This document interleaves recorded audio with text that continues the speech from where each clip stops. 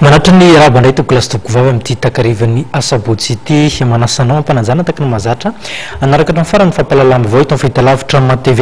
ny fanehoan-kevitra samy hafa manodidina ny laherika asa-pirenena mahakasika ny fitsinjaram-pahefana izay ho tanterahana manomboka ny latsinainy avy zao isan'ny nazahoana vaovao ny mahakasika an'izay eo ihany koa ny mahakasika ny sehatry ny fampianarana ny famatsiana sakafo na ny alimentation scolaire eny anivon'ny reny sekoly ireny izay natanterahana atrikasa moa ny mahakasika azy ity satria sabotsy ny andro maro ireo vaovao sosialy voango ny mpanao gazety namana ary isan'ny hoentina amintsika ihany koa zany amin'ity takariva ity nitondrany ministra ny tetibola sy ny fitotanam-bola mpanjakana fanazavana ny antony mahatara ny famolavolana ny tetibola mpanjakana na asiana fantsina fanadihadiana avy hatrany mahakasika an'izay tokony nodiniana nandritry ny fotoam-pivoriana ara-potoan'ny parlemanta farany teo ny tetibola mpanjakana nasiana fantsina na ny loi de finance rectificative fatsitratra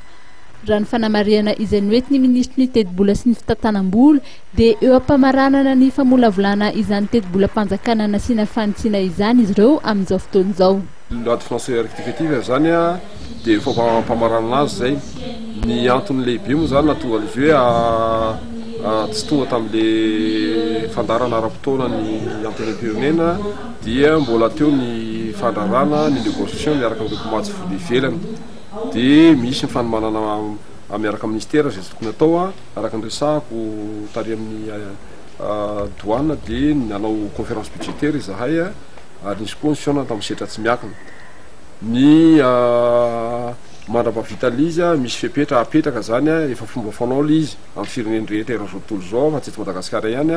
mandrapalany an'ilay loi de finance rectificative dia misy fepetrapetraka mba ahafahany ministera ny antom-panjakana miasa ara-dalàna sy ahafahana koa manao zay zavatra maika ohatra hoe ny karama ohatra hoe ny fikarakarana ny bourse mpianatra eo ihany koa ny fikarakarana ny olona sanatria misy marary mpiasa-panjakana na ny fianakaviana dia eo ihany koa zay hita fa lara-pahamena maika eo anivon'ny ministera fa tsy hoe koa hoe mijanona tanteraka ny budget mijanona le izy fa misy zay lara-pahamena ka hita ministera fa maika dia tsy maintsy sokafana le izy ahafahana manao le izy. Raha ny fampanantenana avy amin'ireo mpamady vola izay miantraika mivatana amin'ny kitabobola mpanjakana dia mitetina 50 tapitrisa dolary izany raha ny nambarany.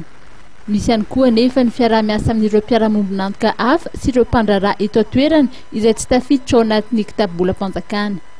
Nasian'ny ministry ny tetibola sy ny fitantanam-bola resaka ihany koa ny mikasika ny fitakiana fampiakarana vatsim-pianarana ataon'ireo mpianatra eny anivon'ny université ny vodivorona. Ny fitakiana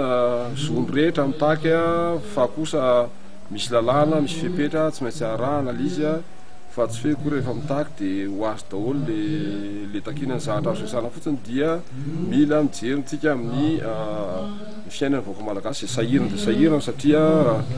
nareo ngamba tsy atoro an'izy fa hitanao amin'ny aina aman-jery any amin'ny mpanao gazety amin'ny staty amin'ny PNUD fa 20% ny vahoaka malagasy dia mahantra